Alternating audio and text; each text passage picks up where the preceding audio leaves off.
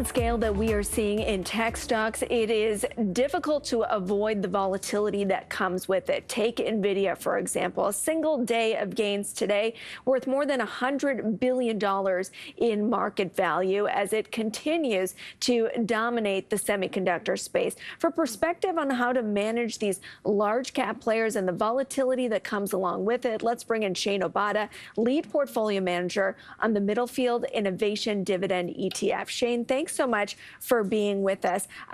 You might not think about volatility with these names when they're moving up. You're just thinking about gains, but we know what can happen when they stumble even a little bit, right? You can see big moves to the downside.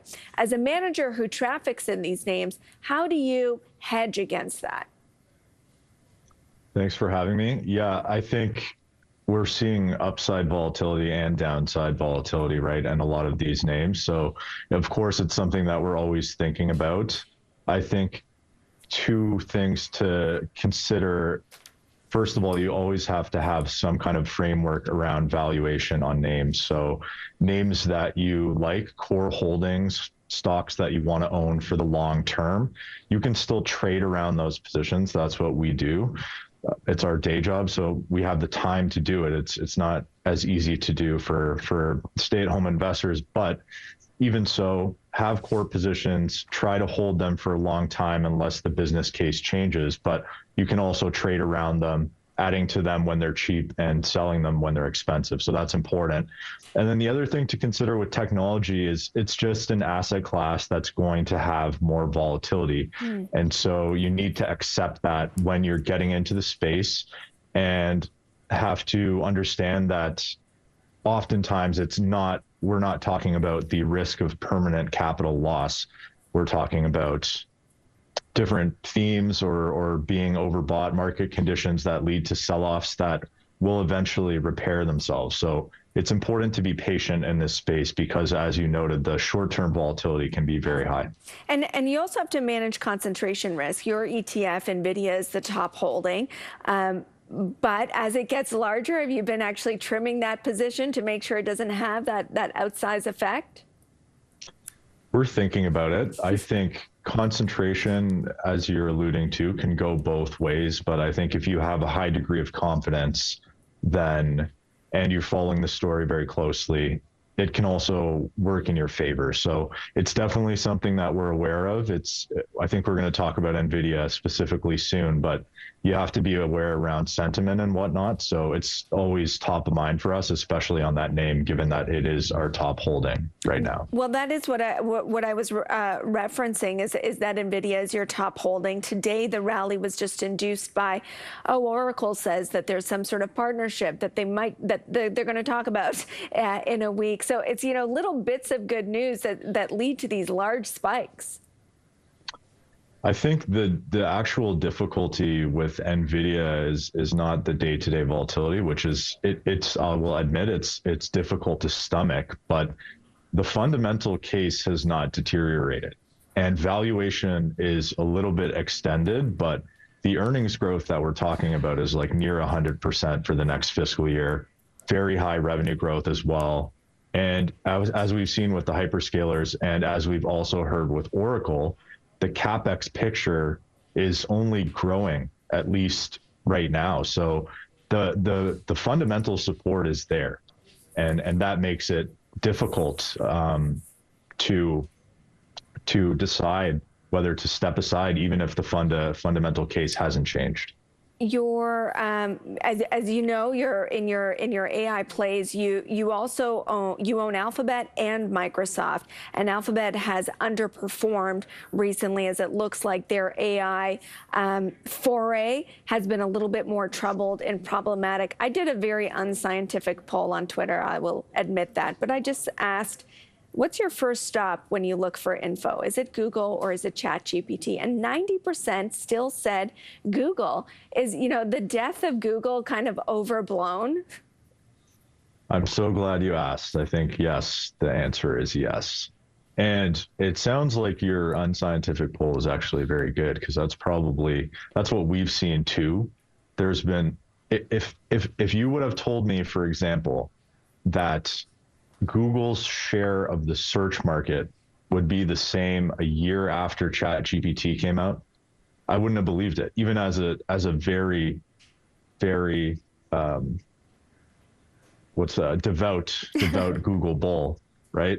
But that's been the case. It's still a very strong business. Now, I will admit that there are problems at Alphabet, and a company that I thought years ago clearly had the best AI in the world. Definitely now you have to ask the question if it's OpenAI, if it's other companies as well. So it is up in the air right now. They have had some stumbles, but I think there is a lot of upside in what's gone wrong with them. They need to take a more deliberate and slow approach in this, make sure it's done right. But I think the real upside from Google comes from getting leaner and really following the Facebook playbook and following the CRM playbook. I think there's already at least two activists that we know of in the name. I wouldn't be surprised if you have the exact same situation that happened with Salesforce here, because there is huge margin expansion potential here with how bloated their employee base has become. And so I think when we're in this arms race of AI, where every day matters and you know that OpenAI is getting better and better and better, you can't afford to slip up or move slowly. So I think the opportunity is actually in what's gone wrong in a way. Interesting. And you think that there's the same kind of, not that it was low-hanging fruit at Salesforce, but that there are those kind of easy wins for Alphabet in terms of cutting costs and finding new religion that is cost discipline and margin expansion? Definitely.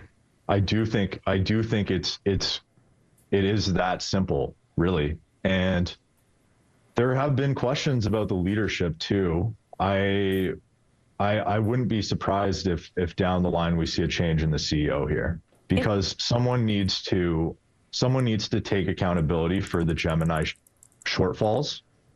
And in order to maintain Google's culture as a top AI company where the smartest engineers want to go, I think they need to get more like a startup. And I don't think that's impossible. I think culture is a little bit difficult to change in the short run. But the bottom line with Google is it's far too cheap for the resources that they have. We're talking about a company that has some of, if not the best consumer data in the world. Apple would be another one, of course. They have some of the best AI infrastructure in the world. And they have great AI research still. Even if it's not the best, they have great AI research. So all the pieces are there. They just need to execute. And I think with a company like this, we have to give them the benefit of the doubt that they will. Interesting to think that maybe a management change would be necessary to get them where they need to go. That'd be a fascinating development. As I look at some of your holdings, almost all U.S. exposure, but you do have Constellation Software in there. There are others that are trading or telling us they should be trading like AI stocks, you know, a Celestica or a Kinaxis today, which said, oh, by the way, you know, our patent portfolio's got a lot of AI exposure. You've picked Constellation. Why just Constellation? Why not other Canadian tech names?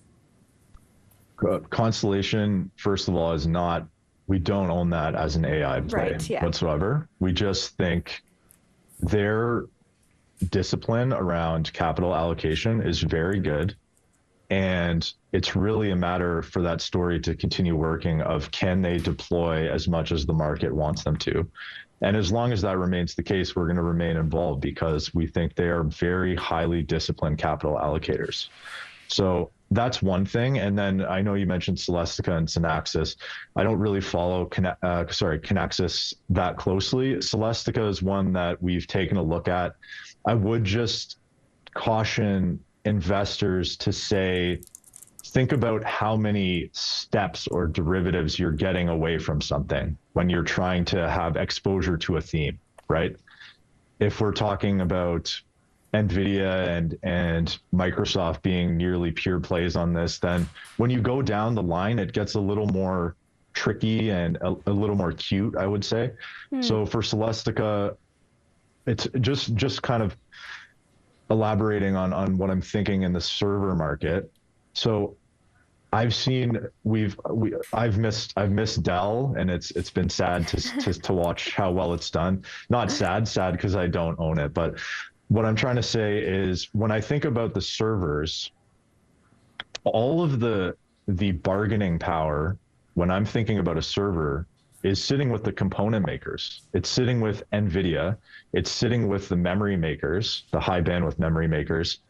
And so that doesn't leave that much room, I don't think, for the server manufacturers to benefit. That's kind of how I'm thinking about it right now. So I just would rather stick with the component makers at this time, but it's something that we're looking at.